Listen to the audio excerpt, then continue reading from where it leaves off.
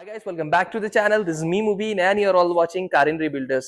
Today we have got a brand new project over here. This is a 2022 model Grand I10 Nios and there is no damage around the car. Just kidding guys, the damage is over here. As you can see, it isn't pretty bad over here.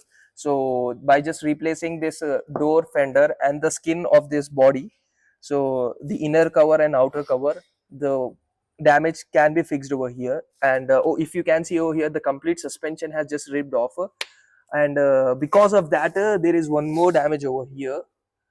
If you see over here, yeah, that's a big problem over here. So this is the lower bed, and that's the chamber.